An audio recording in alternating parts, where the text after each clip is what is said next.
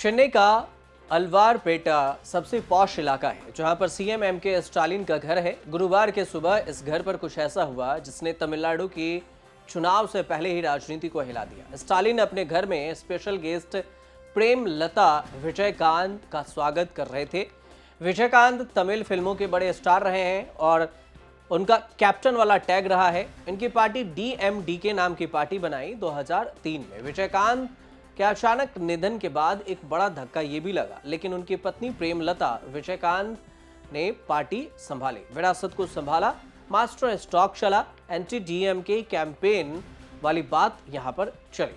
लेकिन तमिलनाडु में चुनाव से पहले यह हुआ कि जिसकी कल्पना शायद ही किसी ने की होगी। जिस डीएमके के खिलाफ दिवंगत विजयकांत यानी कैप्टन ने अपनी पार्टी बनाई थी, आज उसी डीएमके के मुख्यालय अन्ना अरिवलम पे लाल जो झंडे हैं वो दिखा और एक काला झंडा दिखा। डीएमडीके जनरल सेक्रेटरी और पार्टी सुप्रीमो प्रेमलता विजयकांत ने सीएम एमके स्टालिन से मुलाकात की। 2026 के लिए गठबंधन पर मुहर लगाई।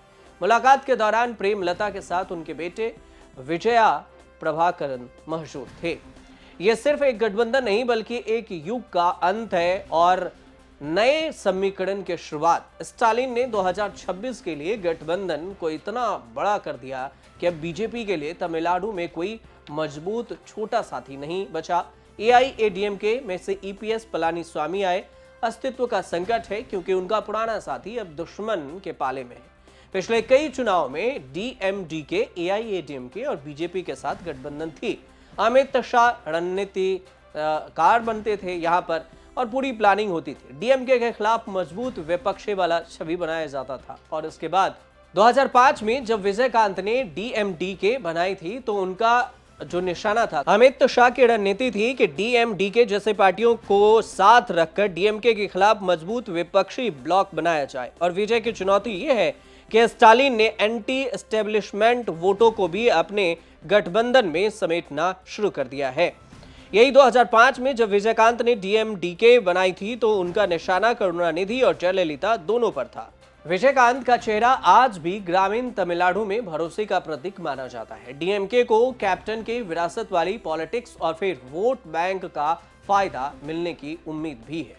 अब तमिलनाडु में कैप्टन विजयकांत एक ऐसे शख्सियत थे जिन्होंने अपनी शर्तों पर द्रविड़ राजनीति के दो दिग्गजों करुणानिधि और फिर जयललिता को चुनौती दी थी। मदुरई में जन्मे विजय राज अलगड़ स्वामी 1979 में फिल्मी सफर की शुरुआत की। 150 से अधिक फिल्मों में काम किया और उनकी पहचान एक एक्शन हीरो के रूप में हुई जो पर्दे पर भ्रष्टाचार अन्याय के खिलाफ लड़ता था। विजयकांत केवल एक नेता नहीं बल्कि एक इमोशन थे। उन्होंने सिनेमा के जरिए भ्रष्टाचार के खिलाफ जो छवि बनाई उसे राजनीति में गरीबों का मसीहा बना दिया। और 1991 में आई 100वीं फिल्म कैप्टन प्रभाकरन की ब्लॉकबस्टर कामयाबी के बाद कैप्टन नाम इनके साथ जुड़ गया। 2006 के विधानसभा चुनाव में पार्टी अकेले चुनाव लड़कर करीब 67% यहां पर वोट शेयर लेके आई थी। अब 2 पार्टी सिस्टम वाला ये माहौल था और इसने पूरा हिला दिया था क्योंकि यहाँ 2 पार्टियों का गठबंधन था। डीएमके और एआईएडीएमके का खेल पूरा बिगाड़ दिया। 2009 के लोकसभा चुनाव में देखेंगे तो पार्टी अकेले चुनाव लड़ती हुई अब तक के सबसे ज्यादा 10% से ज्यादा वोट शेयर दर्ज किए।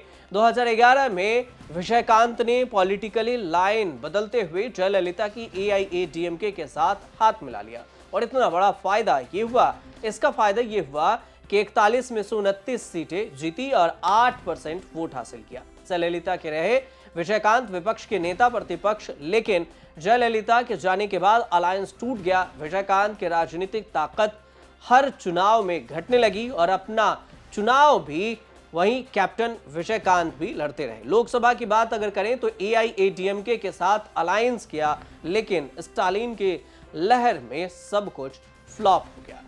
अब डीएमके और डीएमडीके का अलायंस वोटों के गणित को बदलने वाला कदम माना जा रहा है। डीएमडीके का ग्रामीण इलाकों और फिर मध्य तमिलनाडु में जो क्रेडिट वाला वोट बैंक है वो है। कैप्टन के सम्मान में भी वोट मिलता है। अलायंस का फॉर्मूला कुछ फाइनल नहीं है, लेकिन चर्चा है कि प्रेमलता विजयकांत ने 12 से 15 सीटें और राज्यसभा की सीटें मांगी है। 20 साल में पहली बार डीएमडीके और डीएमके साथ अलायंस करने की बात हो रही है।